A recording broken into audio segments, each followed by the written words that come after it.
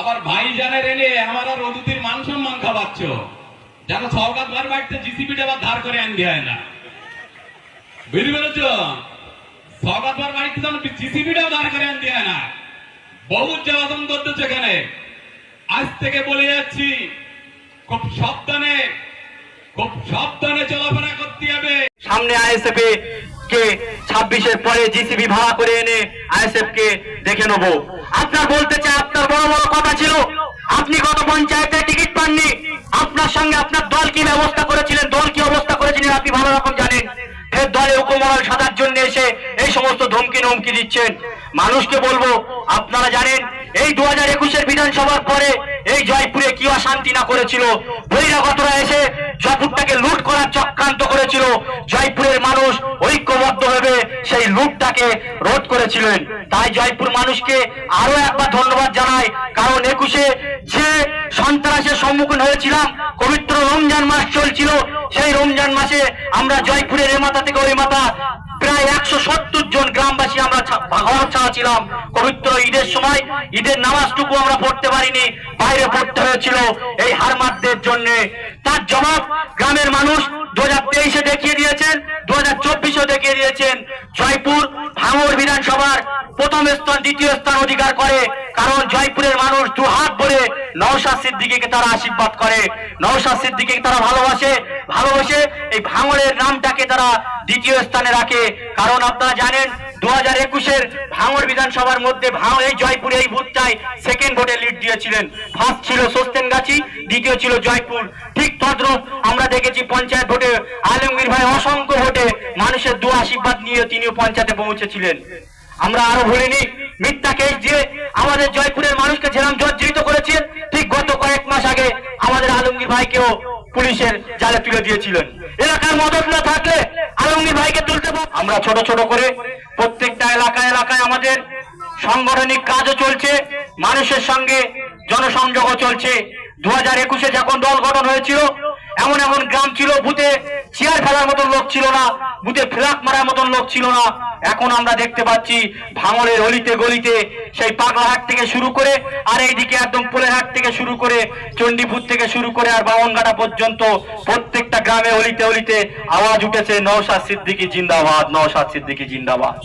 তাই আপনাদেরকে বলবো, আপনারা আরো করে মানুষকে বোঝান, মানুষের সাথে যোগাযোগ রাখুন, মানুষের সঙ্গে সুসম্পর্ক রাখুন। কারণ আপনারা জানেন বর্তমান সময় শাসকরা চক্রান্ত চলছে বা এলাকায় বলে বেড়াচ্ছে যে ভোট তো এখানে হবে, গণনার জায়গায় কিন্তু আমরা ঠিক করে দেখে নেব। আপনাদেরকে বলবো, ভোটও আমরা বুথে করাবো, গণনার জায়গাও আমরা সবাই গাড়ি করে নিজেদের খাবার বেঁধে নিয়ে ঐক্যবদ্ধ হয়ে সোনারপুর কলেজে গিয়ে আমরা আমাদের ভোট গণিয়ে নিয়ে আসবো। তাই তো নাকি? সবাইকে আরো করে শক্তি হতে হবে। কারণ জানেন আমরা জয়পুরের দুটো অঞ্চলের মধ্যে পড়ে, কিন্তু জয়পুরের মানুষ আমাদের দু হাত ভরে ভোট দিয়ে তাদের সম্পূর্ণ সহযোগিতায় আমরা এই জয়পুরের তিনটি পঞ্চায়েত সদস্য করেছেন এবং আমাকেও জিতিয়েছেন। আপনাদের অবদান আমরা কখনোই ভুলতে পারিনি। আমরা এলাকার উন্নয়ন করার জন্য 2023-এর নির্বাচনের পর থেকে বারে আমরা বিভিন্ন দপ্তরে কথাবার্তা বলি। এলাকার যে সমস্ত রাস্তাঘাট, পানীয় জল, বিভিন্ন সমস্যা আছে, সেই সমস্যাগুলো যাতে সমাধান করা যায়। কিন্তু শাসক ভয় পেয়ে আমাদের যারা জনপ্রতিনিধি, যে সমস্ত এলাকায় থেকে যারা নির্বাচিত হয়েছে, তাদের বুথে কোনো কাজ করাচ্ছে না। কারণ মানুষের কাছে এসে ভুল বোঝাচ্ছে, তোমরা আলমগীরকে ভোট দিয়ে কি করেছো? তিনি এলাকায় একটা কাজ করতে পারে না। আবাদিকে ভোট দিয়ে তুমি কি করেছো? আবাদি এলাকার কাজ করতে পারছে না। রাইনুরকে ভোট দিয়ে তোমরা কি করেছো? কোনো কাজ করতে পারছে না। অতএব উন্নয়ন যদি করতে হয় তৃণমূলটাকে করো।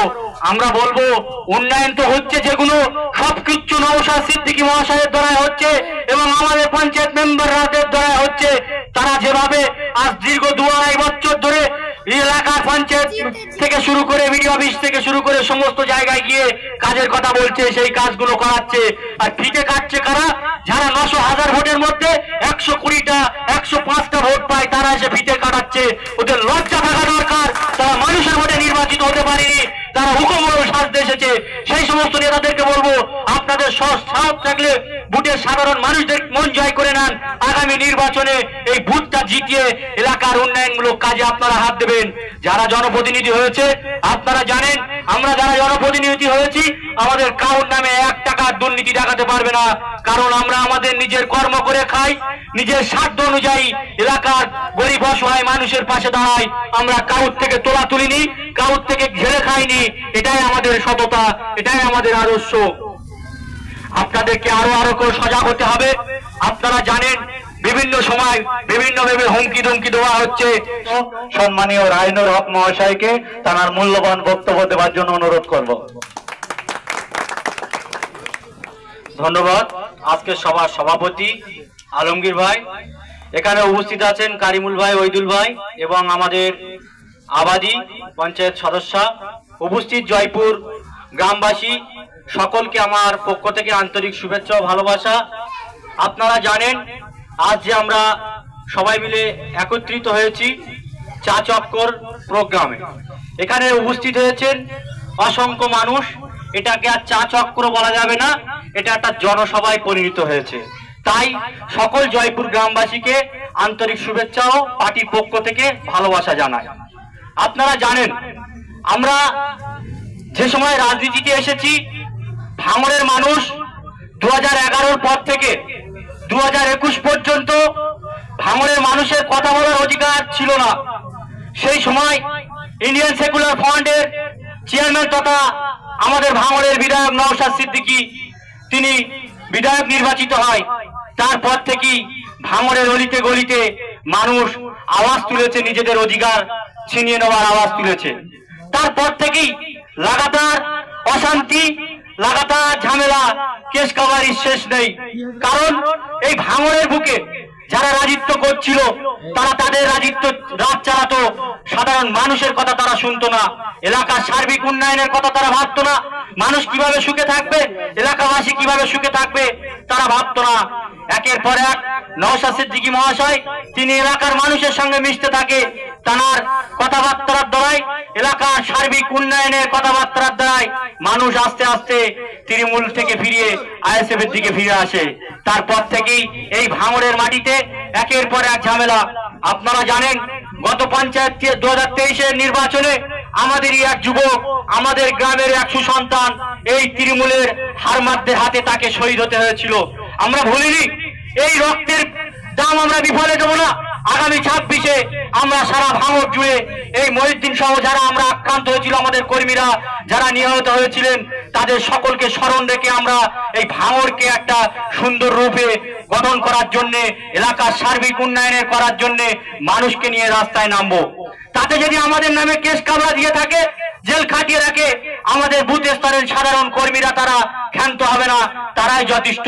বর্তমান সময় আমরা দেখছি আজকাল আমাদের গ্রামের মেয়েরাও তারা প্রতিবাদ করতে শিখেছে, তারাও নওশাদ সিদ্দিকীর আদর্শে আদর্শিত হয়ে তারাও এলাকায় প্রতিবাদ করতে লেগেছে।